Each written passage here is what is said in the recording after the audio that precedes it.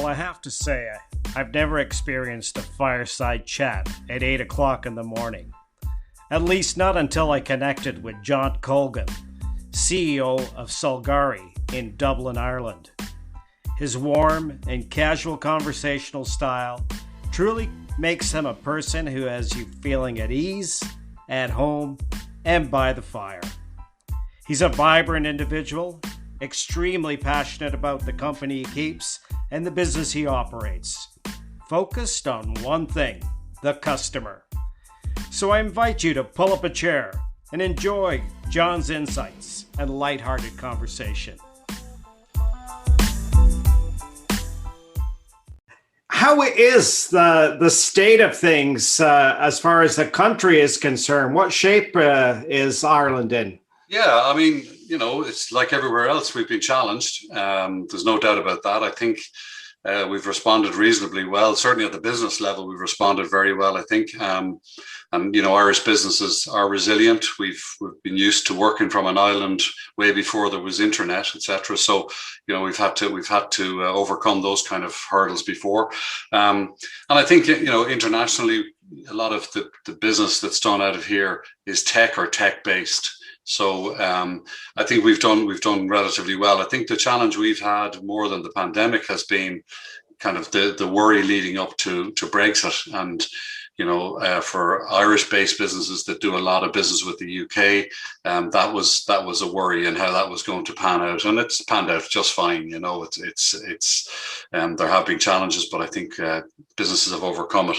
For businesses like ourselves, the fact that we're Irish-based is irrelevant. We're live in 50 countries around the world, so we're New Zealand and Hong Kong and the United States and Canada and Colombia and everywhere in between is just as relevant from our perspective.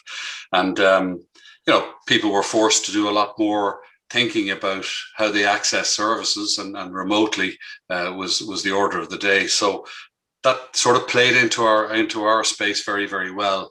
And as you can see from the reaction to this as we come out of the pandemic, people are starting to realize that there are choices about the proximity you have to office and when that's relevant and won't be forced. They know they've done their job more than adequately over the last 15, 16 months. So won't be forced to or bullied into going back to the old norm. And that's a good thing. That's a good thing. I think it's a great thing for lots and lots of perspectives. It's a great thing for people's lifestyles and the work-life balance type thing. Yes, there are times when you need to be in the office. I feel it myself when things like workshops, etc. From our perspective, when we're advancing our service capability and we're looking at new things to offer. That's a time when you really do benefit from being in a room saying silly stuff and tolerating each other and coming out with all sorts of nonsense that ultimately leads to somewhere. So I'm sure there are instances of that in lots of places, and there are jobs where proximity is very important. But by and large, I think we've seen that choice has come in, and it's driven out a huge range of communications channel choices. I think one of the things I've always said is that those who make it easiest to do business are the ones who will do most business. And, this is really, really going to test the mettle there. I think those who respond, that starts with giving customers choice from the moment they think about getting in touch with you. So having all the channels and having all the functionality and being able to mix self-service with agent-based to straight through to experts, whether it be in the medical world, the healthcare world, into psychologists, etc., or whether it be in the banking world, straight through to private banking experts, or whatever it should be, manufacturing, any of those things.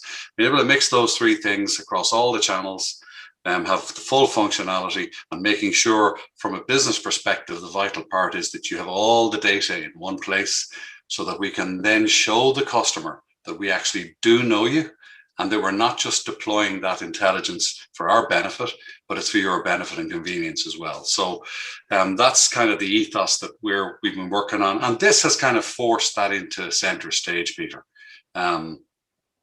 beautifully from our perspective.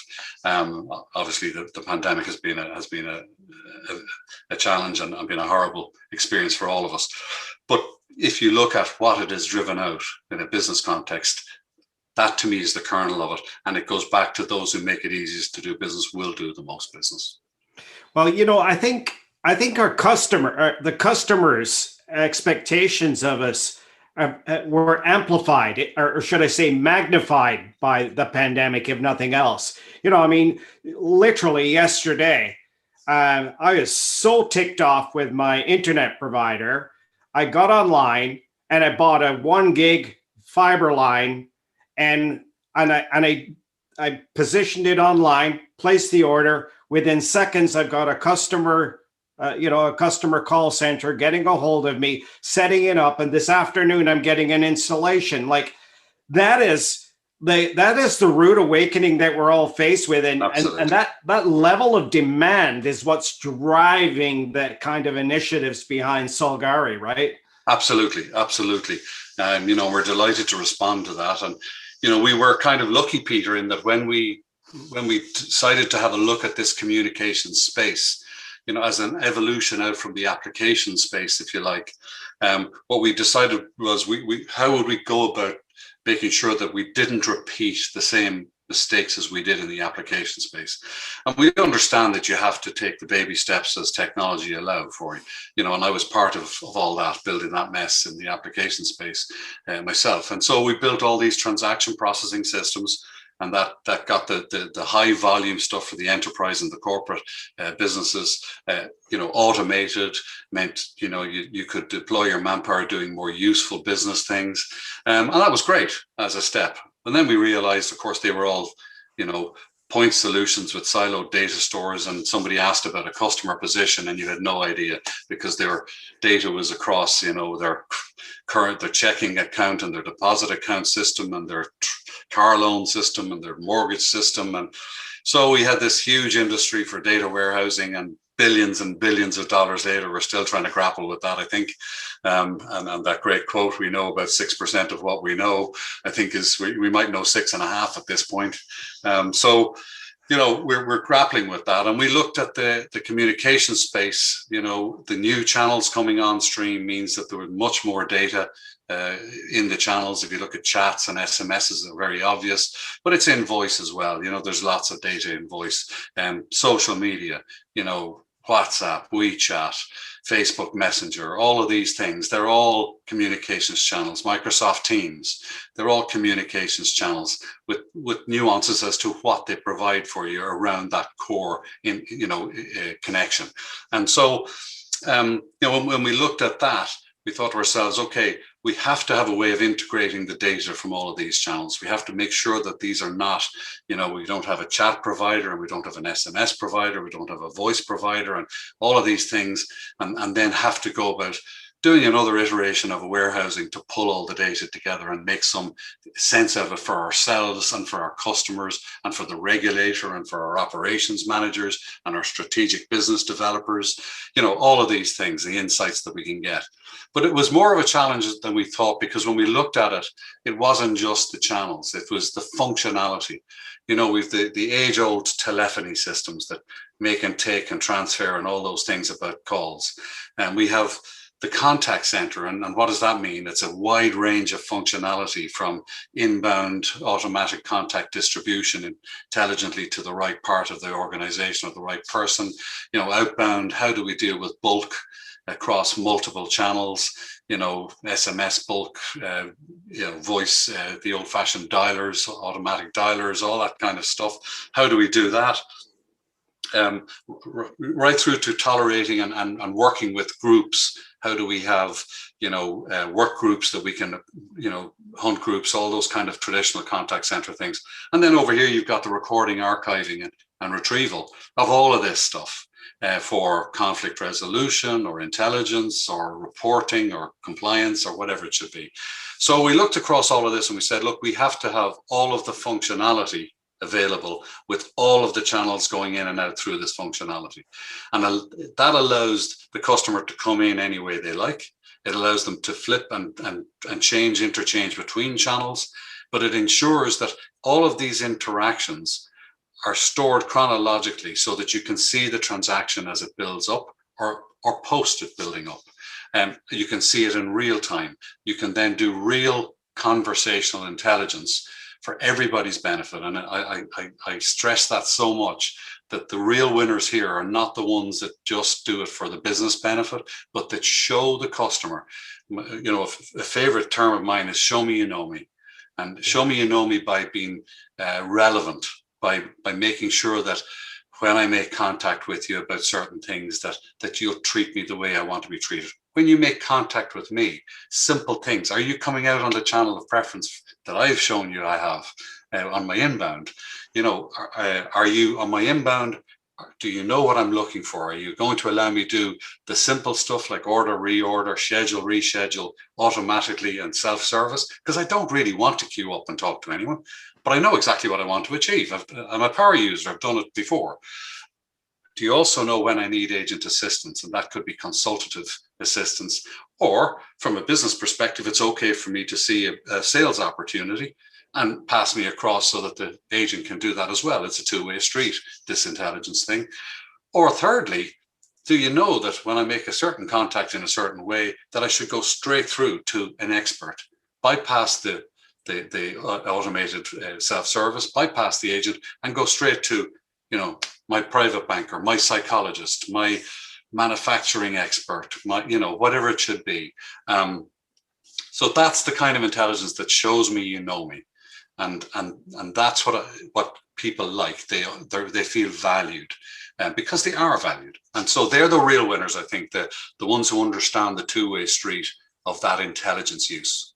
Wow, you sound like you're really cracking the code on the call center, because I know from my own personal experience, there's a need for a shift there. You know, when you get passed from one person to another person, and then you have to repeat your story. We've all experienced that, right? There's Absolutely. Nothing so frustrating. And usually what happens, and I'm still guessing that 70% of those calls are probably dropped because of that interruption. Would you agree? Oh, absolutely. And you know, drop for lots of reasons. You know, how many times, certainly me, you know, many times I've called with the best of intention of getting a resolution to something, and you know, 2 or 3 iterations into trying to get this and be transferred or whatever it should be, I give up. You know, it's not the agent. The agents are always lovely people. And that's the other issue, is that the poor agent in the middle has to be armed with exactly what we want to arm the end user with. All of the channels, all the flexibility, so that they can respond. You know, the agent is in my book, the agent is the person I have most love for. You know, I look at the job they do. If you stand in a contact center, you know, 99% of them are sweating bullets trying to be nice and helpful, and trying to get you that first call resolution that you want. And you know, it's the tools that they've been given that let them down. You know, it's like, you know, sending a plumber out with a sieve. Now, I've got to tell you, had it not been for my friend Louis, I may never have heard about Solgari. I mean, are you that new to the well, world? we are sort of newish. You know, the approach we took, and as I said, we were lucky in that, you know, we came at this when a lot of the legacy players had come into it early and had used as best they could the technology available to them. But we came into it, by the time we came on this, we were able to see and benefit from the mistakes that had been made, and there were better technologies around. So we were able to build. You know, we're very lucky. We have a genius of a CTO, Vance Harris, who's got incredible insight and steps back and really sees things for what they are and can get to the kernel of the end user. The thing I love about him is he's never lost sight of who we're trying to serve here. So architecting for integration is a different thing than trying to implement, integrate. And if you take products, and you've got a lot of the incumbent vendors who are acquiring other pieces of functionality or acquiring another channel, or doing a partnership with someone who has a channel and plumbing that into their service. And we all know that kind of integration is not really true integration. It's not going to yield the kind of service levels that we're looking to have. We were lucky enough in that we were able to architect with all the functionality integrated and for all of the channels. And so for us, adding a new channel is really, really easy. We added like things like WhatsApp, WeChat, all that. That was done in no time because it's architected to allow for that. And we understand that what we want to do with the contents of that channel and the instance. And there's two levels of intelligence there. There's what's the contents of your interaction, but there's also, what kind of interaction you do. And have you chosen WhatsApp? Have you chosen, WeChat? Have you chosen to come at me through internet chat or across my website? What are your choices? What's your weapon of choice? And we want to be considerate to that when we go out. So all of these kinds of intelligence points are hugely relevant. So when we came out on this, we architected for this, it was a fairly big undertaking, you can imagine, to take all this on. And we've emerged and proven ourselves to the point that we work independently of all the CRMs, but in Microsoft's case with their Dynamics 365, we have an incredibly close partnership with them. We're part of their premium tier ISV, independent software vendor program. We're in their inner circle. I think we're actually the only communications company in the inner circle of all the 80 companies worldwide that are in there. They have brought us to other ISV partners they have, and now we are the partner of choice with them. In banking, a wonderful company, in finance, a wonderful company called Verypark, and in the utilities space, we're partnering with both Itinerus and Mecoms, and we're the communications, all-channel communications capability for them. And that then brings us to our next layer. So we've then been able to take this, if you like, horizontal communications capability, which is, I suppose, agnostic to industry type in its nature. But we've been able to build layers specific to industries on top of that. And we've done some fantastic in healthcare. We do the COVID tracing for the NHS in Wales. Ourselves and Microsoft won that 15 months ago. Very high volumes, yourself with COVID tracing, it's multi-channel, relatively complex sets of interactions. That was all done and dusted, start to finish, stood up and live in 10 days. Because we've got the benefit of being a true cloud service provider in that we have one instance of this, and we're just configuring it and allowing you access to it. So we're not implementing anything or installing anything or having to test all that kind of new things we did. It's there, it's working. It's just not working for you because you just haven't connected to it yet. So that's the message really, is that you can do that and we can get the specifics. And those industry specific layers I love because they are now considerate to the businesses. We can talk to business owners and operations managers and people who are driving out the support centers and contact centers in their terminology. So we've got a great manufacturing implementation that's just happening in Canada with very large manufacturing, where we have those three contact layers. We have the automated layer, self-service, we have the agent supported, and straight through to experts. And it's doing the ordering, reordering, scheduling, rescheduling, all of that stuff automatically.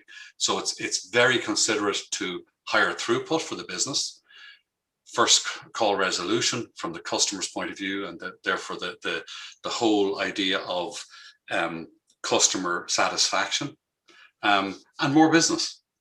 More throughput, more satisfied customers leads to more business, and there, it goes back to those who make it easiest to do business will do the most business.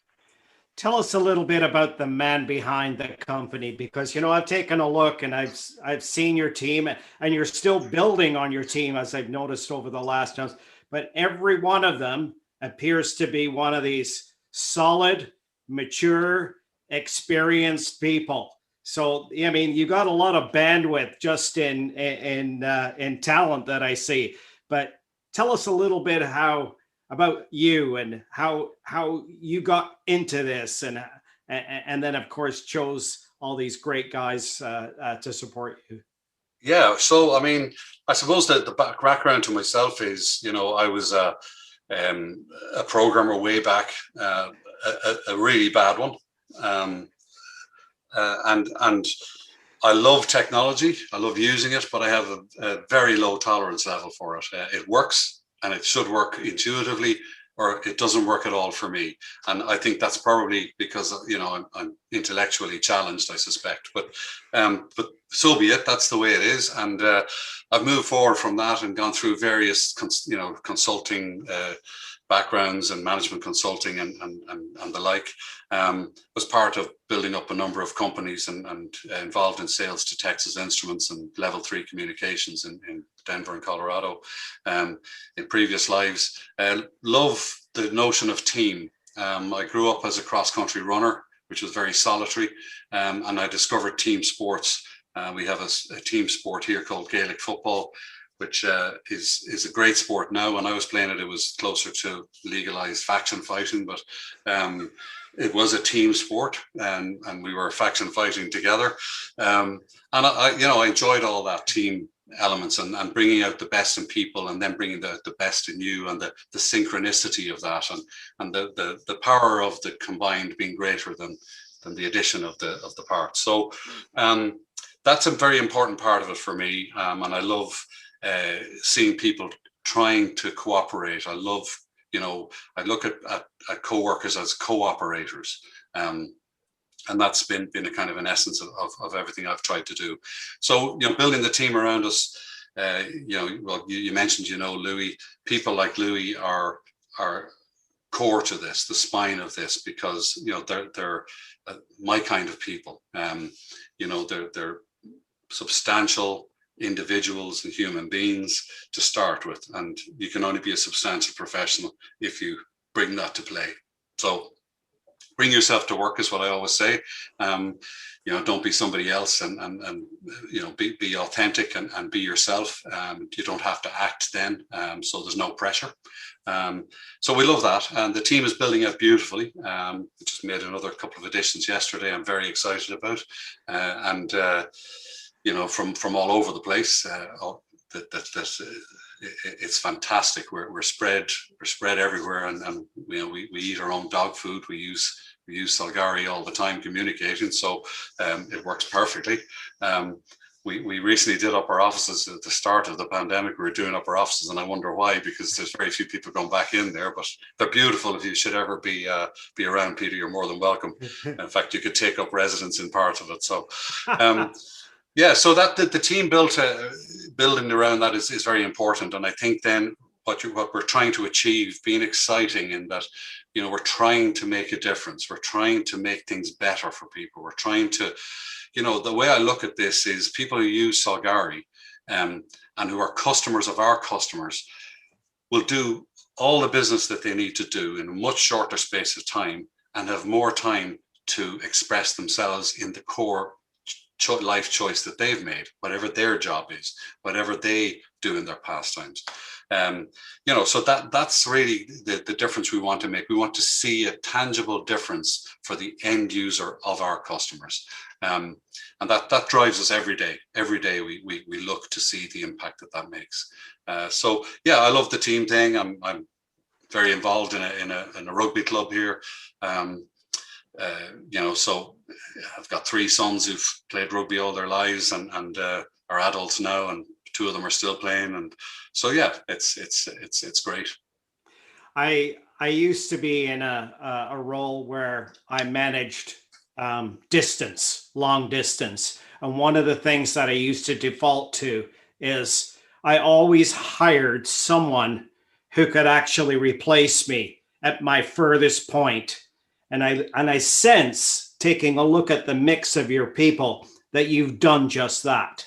Absolutely. And, some pieces of sage advice from great people that I worked with in the past that I've taken on board. There was a great man by the name of Sean Boyle, who was ex-Accenture, who started off a company called James Martin Associates and hired me. And on the hiring thing, I still use his 3 criteria. Would you buy from them? Would you work for them? And would you bring them home to meet your family? And if you can answer all three yes to those, you've got your person. And so it's very simple. The effectiveness versus simplicity curve I apply to everything. And when you get good advice like that, you stick to it. And being around a table, when I was younger, I was told, try and be at meetings where when you look around, everyone else is paid more than you are, because then you're learning.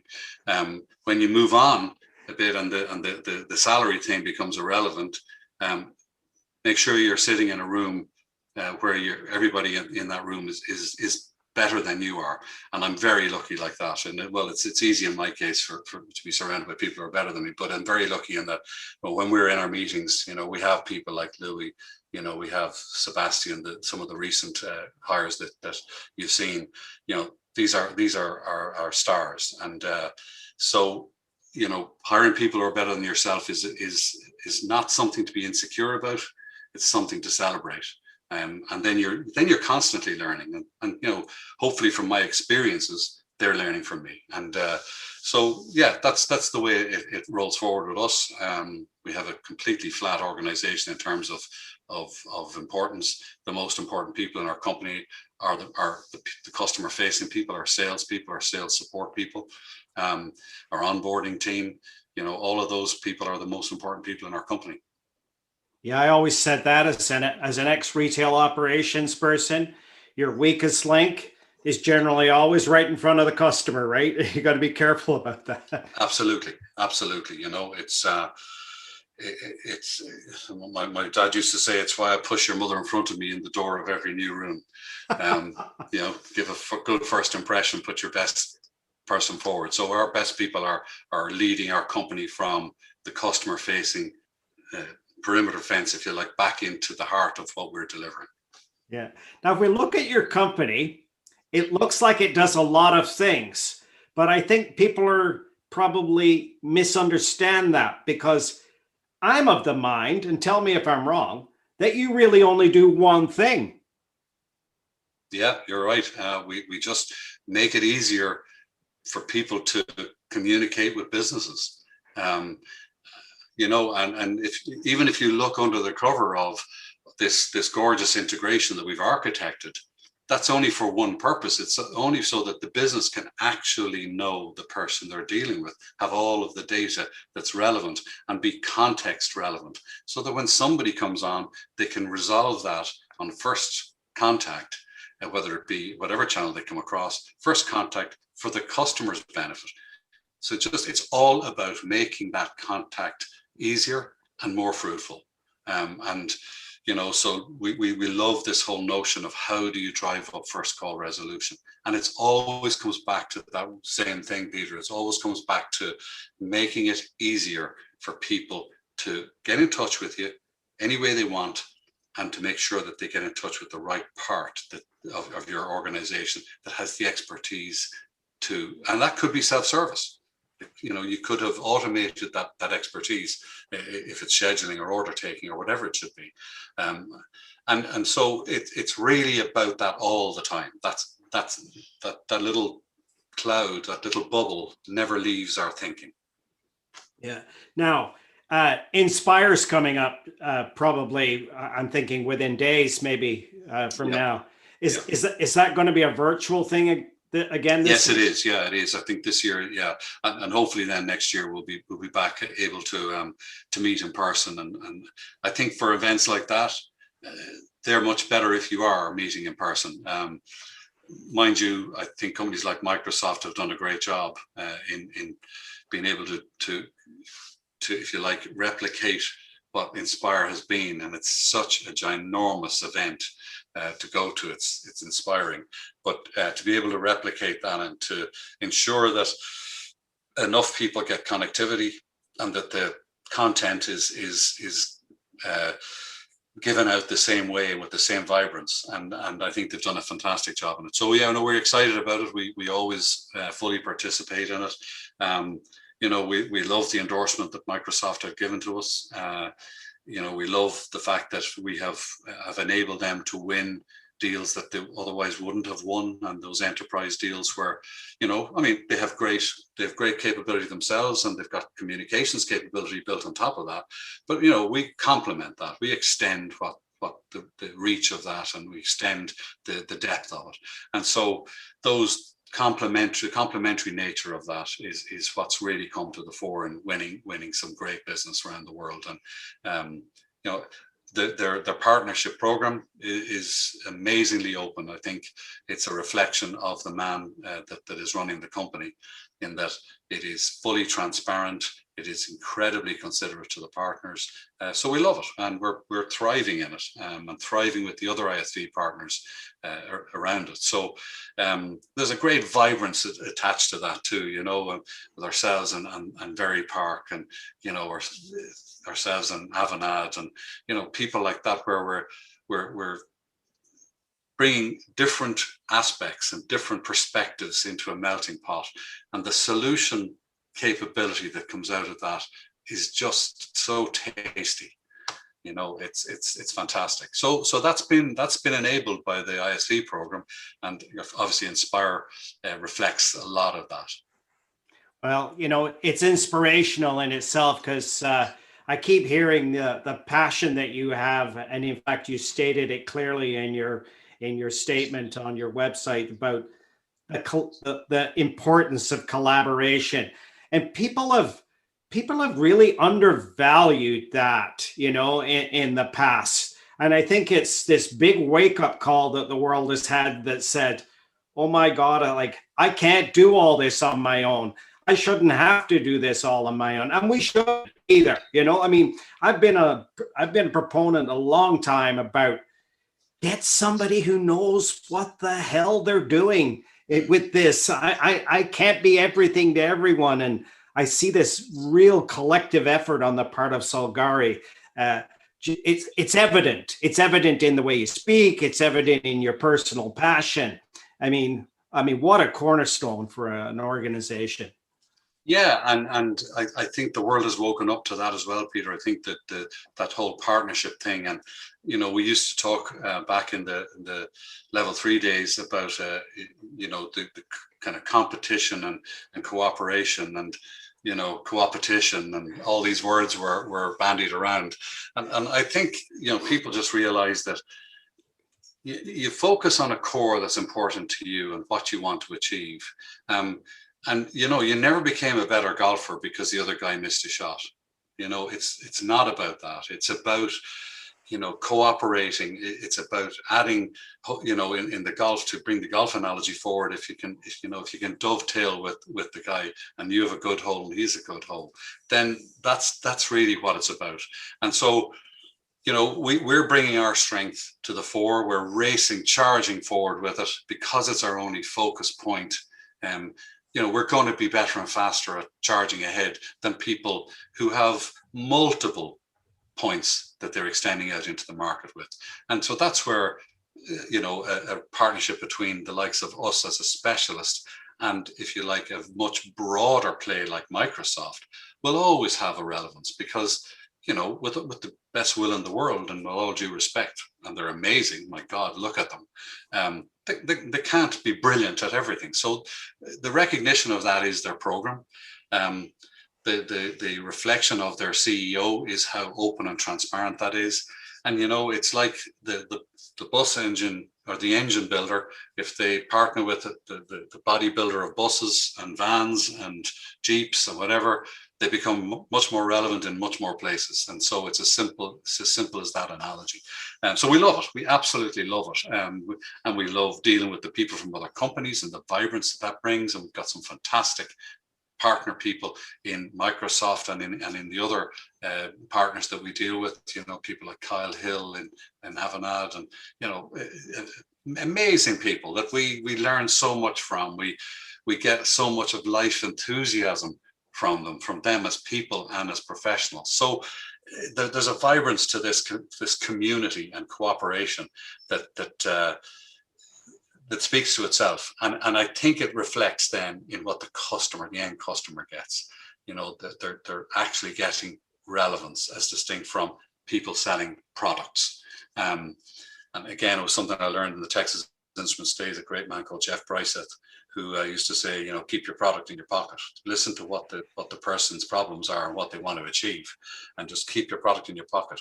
Never ever bring the product out. You don't have to, and then you'll position the best solution possible. So we love that. We love that notion, and the fact that we've brought our capability into the industry layer now, where we've been, I suppose, considerate enough to look at what are the big asks in each of these industries, from healthcare, from financial services, manufacturing, for not-for-profit, and put these layers in that are really going to the heart of being able to deliver on day one for our customers to their customers. So that's what's come from this level of cooperation. Well, I like the fact that your solution resides where the customer best is served. I mean, there are people, they only know one way to get out the door, right? So why build another door or a window and expect them to crawl out of it? Because change that we're all faced with, we've got enough disruption. If you're smart enough to realize and take a look at the individuals and say, they are comfortable with this tool, like the WhatsApp, for instance. Absolutely. There are people who live on that platform. And I live on multiple platforms because I think in hindsight, I might even be doing just a little mini Solgari myself, because I've got customers who SMS me because that's where they live. I've got WhatsApp. I've got people on LinkedIn. I can't always rely on LinkedIn. So sometimes and then there are still people who want to pick up the phone and call me. Absolutely. Right? Absolutely. And at times, to be honest, that is the best channel, have a conversation. And, how many heated situations were brought back into, a beautiful, even place by just having a conversation, an open conversation. So, no, I think, horses for courses, and we have to learn from that. We have to see, I have it here, my youngest moved from being a student and having a joint account with his mom to being able to be a fully grown man, whatever that means. And, was the bank wanted him to go in to the physical building and have a meeting with them. And, that was the last thing that this, 18-year-old wanted to do. And so he went on their website and sent them a chat and tried that again and then gave up and went to a different bank because they didn't pick up on the fact that that's how he wanted to communicate with them. And these are the lessons, that we have to be picking up on as businesses, that people will not do business on our terms. They'll do business on their terms. And if you make it easy for them, they'll do more business. And actually the fact that they're doing more business on their terms with me is what's good for me. So we need to start from that perspective, and then we will flourish. And so we're trying to arm our business, our customers, with that capability, so that the person who feels most at the center of this and most valued in this whole world is their end customer. And that's what gets them more and more good business and relevant business. Are you still seeing some resistance in the big organizations that are kind of still stuck in their ways? I think they're slower. They're slower for lots of reasons. I think they're slower innately because of how they're organized, and it's more committee and consensus oriented. And they're slower because they've got more things going on, and they're more interdependencies, not just at a technology level, but at lots of other levels. They'll have more people to train, maybe, or to bring this out to. They'll have more programs to run. They'll have more documentation to update, or this. So I think they are slower, but slower by nature of the beast. I think what's nice about this is we've been able to show this in very large scale environments that needed all of the kind of consolations that big enterprise would need. It needs, we've been in regulated positions, we've been in very sensitive positions. If you look at COVID tracing, etc. We've been in mission critical situations, and if you look at our manufacturing and our other healthcare and financial services implementations. So, we're in 50 odd countries. We're doing high volume. So all of the things they may have been worried about have been teased out in this phase. And I think the ground is set for them to be allowed to move in. And I think one of the great and exciting things about our partnerships with the likes of Microsoft and other big CRM providers is that, we can now confidently say that the enterprise can avail of all this technology, that we are built for high volumes, inbound, outbound, multiple channels, all of the data in the one place. It's all been tried and tested across multiple geographies, doesn't matter where you are. So it's all ready for you, and you don't have that worry anymore. Plus, you don't have to go and test the system, etc., etc. It is pure cloud, multi-tenanted. It's got all the certifications you could shake a stick at. So we're in great shape. And because of what we offer, we're a brilliant complement to Microsoft that I think makes them very relevant at the enterprise level. And it will take things like Microsoft Dynamics 365, maybe from being used departmentally to being used in a broader sense, get deployed much quicker, get rolled out much quicker, see the customer's ROI and the customer satisfaction improvements much quicker. And that then accelerates us through to the new world. And it's not until the enterprise is in this place that we're in the new world fully. Yeah. Now, it's early days yet, but I know that you do sound like a man that has vision. So what's in the future? What's in the coming days for Solgari, and obviously in turn their customers? Yeah, so we're continuing to add capability, things like that we're working on at the moment, some, I suppose, tactical, strategic type things, if you like, if that's not a contradiction, is, we've looked at, we're very close with Microsoft. We're building some joint services around customer surveying, etc., for multiple channels. But some meaningful integration with teams from environments like ours is we're building a really meaningful and deep integration with teams. Lots of people have announced integration with teams, and when you actually look at it, you've got their button in the Teams panel, and you've got the Teams button in their panel, and as soon as you press it, you're off in the other person's world. But apparently that's integration, Peter. It never worked for me, but so we're building a meaningful integration like we've done with Dynamics and the Power Platform, and etc. So where you move into a place where Teams becomes highly relevant in the high volume enterprise corporate space. It's not a collaboration capability that's sitting out on its own. It's highly relevant because it's there with all of the other channels. It's brought into play when it is relevant, and we all know the relevance of it. We use it every day for what it's good at. So where it's brought into play properly there, and I think that we will see dramatic increase in the core enterprise activity of businesses, large scale businesses, which includes Teams, as a result of Solgari. Because we're doing all of the things that in the context, the functionality, the contact center, the compliance, the outbound bulk outbound contacts to all the channels like the SMS, the voice, etc. All the recording, all the archiving, all of that stuff, integrating with Dynamics for the customer data, and then Teams, sitting in that environment. So we're doing a deep and meaningful integration there, is something else that we're working on. But we've got a published roadmap, which is very exciting. We share it every chance we get at bus stops and train stations even. So It's no secret we're marching ahead with our technology, and it's not just channels, and it's functionality, and it's concepts, it's notions about customer service. It's bringing more and more automation into those customer verticals, based verticals, the manufacturing, the retail, etc.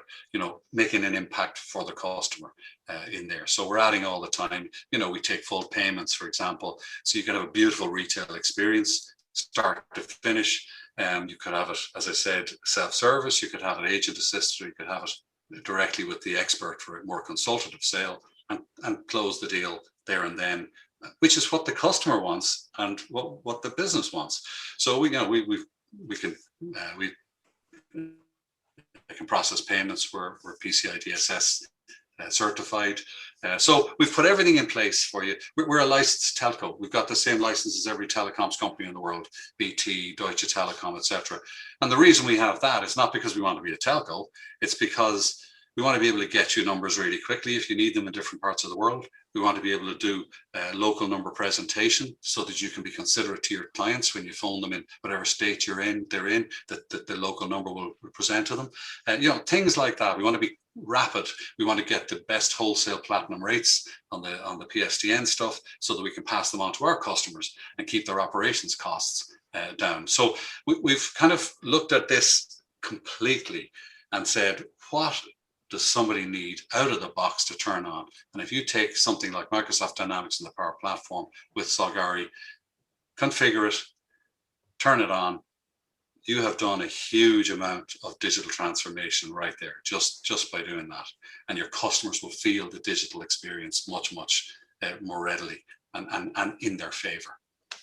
Wow, you just give me the shivers, because I was actually, I'm one of those guys who just says, we do so much as individuals personally with technology, and then we go to our offices and then we go back, to green screens and stuff. And I'm thinking, what's wrong with this picture, right? Absolutely. And I love the generation. I won't call them by any of their nicknames. I love the generation that my youngest son is in, because they're actually the ones that forced it. My eldest son is about 30. They observed it. My middle son is 26. He kind of complained about it, and my youngest son, who's now 21, revolted. Yeah. Just refused to go that way, and won't do business with anyone who doesn't do business on his terms. And he's not a tech expert, or he's not a communications expert. He doesn't want to know how it works, but he knows how to use it. And that intolerance and that revolution that these 18 to 22-year-olds have actually caused is I think wonderful. Wow, I love that you're socializing it too, because I'm a social beast. I work on the piece that is branding. But don't get mistaken, I'm not a marketing guy. I'm actually a business development guy, right? And I'm all about the end game. And so I like to see people going to where people live and reside, showing them their availability and making it comfortable for you. And it's obvious in this conversation that one of your passions is collaboration, is getting to know people, getting people to know you. And it obviously spins out beautifully in Solgari. Yeah, absolutely. I give due respect to everybody in Solgari that's delivered on that. It isn't me, between us, we've had these kind of ideas. I've contributed in a small way to it.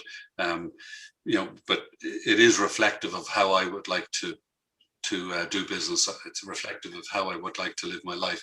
And as I said, if you want to bring yourself to work and you want to be authentically you from the moment you wake up till you go to sleep, you have to bring yourself to work.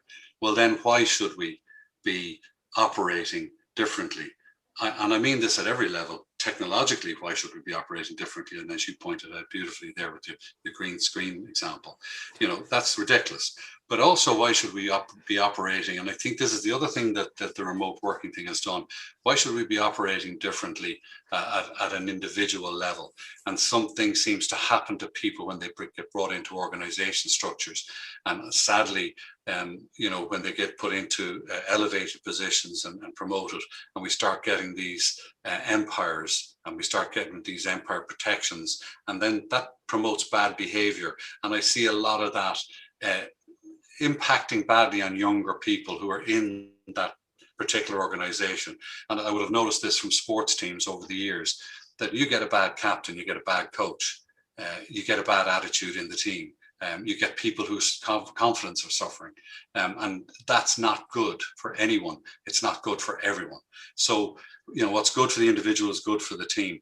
I think this fact that we're all working remotely, etc., has shaken out some of that empirical behavior and the hierarchical behavior a little bit. And the ones who have hidden behind organization structures will be less relevant. And the ones who are just vibrant and are authentically want to be themselves in the workplace will come to the fore, I hope. And I hope we've got some small part to play in that. And that our young people will be given due respect and will be given due encouragement and not be managed into containment. And that's a real bugbear of mine, because I've seen it destroy brilliant sports people, that their personality was impacted, and then their sporting talent never ever saw the light of day. So I think it's important, not to try and weave too many life messages in here, but I think it is important, and that if we put the structures in place and the technologies in place, we will allow individuals to flourish. And I want the good guys to win.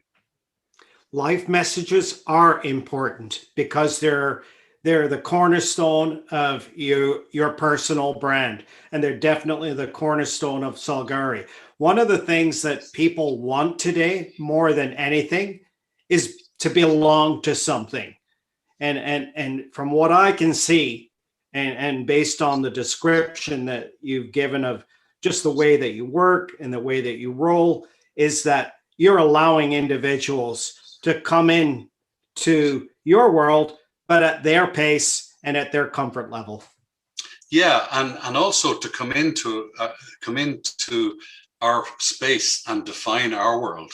And we when I look at our onboarding team, they're the people who have defined our processes and procedures and the technology we deployed, etc. And it's theirs; they own it. And thankfully, and God bless their talent, they've done that, because I'm not sure I would have done a very good job, and they've done a brilliant job.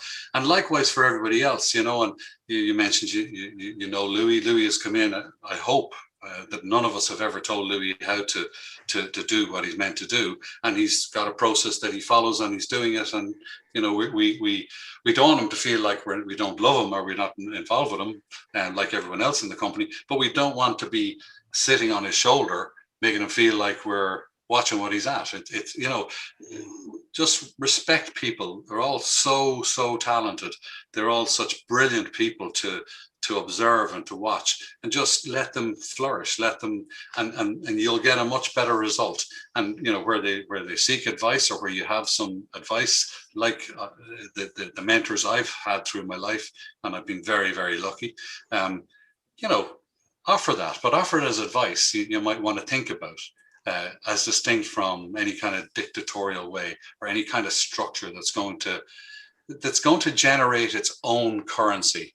And that's the big issue I've always had working with big companies, is that the organization and the organization structure and the process and procedures became a currency, and not the substance of what the company was set up to do. And I think there's some brilliant organizational psychologists that can extract and separate those two things, and we want to push one of them off the cliff, never to see it again, and we want to let the other one thrive. And so that's what I hope we have in here, and we're seeing it. We've seen people come in that pre-sales support, customer service support, incredible people who are doing a wonderful job, much better than I am. at it, at most, probably at everything, but fantastic. And because they've defined it themselves, they have ownership. And, they're not beyond taking advice, but, what they've got in place is the customers are feeling the benefit of it. So I love it. I love to see it pop up around me. And it's brilliant. What a beautiful note to end on. I just admire that you've taken that posture. I mean, it's inspirational in itself. John, I'm cognizant of time, and I know you've got a day ahead, or you're well into your day, and I just started mine. But I want to thank you for sharing this time with us. I actually feel like I know you a hell of a lot better than I did going in, which is fantastic. And I love that you mixed your life stories with the business stories, because, in all honesty, we're all in the same place right now, courtesy of this pandemic. And we've got to live where we work. We got to work where we live. There's hardly a break between the two, but I can see the likes of Solgari is making that simpler and definitely more seamless. So thank you for that. Not at all, Peter. It's been a pleasure talking to you. Great to meet you.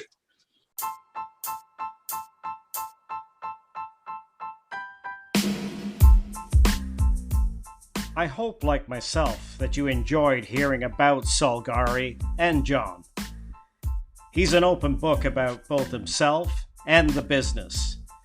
And I have to say that when the leader of the organization is as forthcoming and transparent as John was with me, it does make it easier to both understand and do business with that entity. There's a lesson there for many of us. Thanks for listening.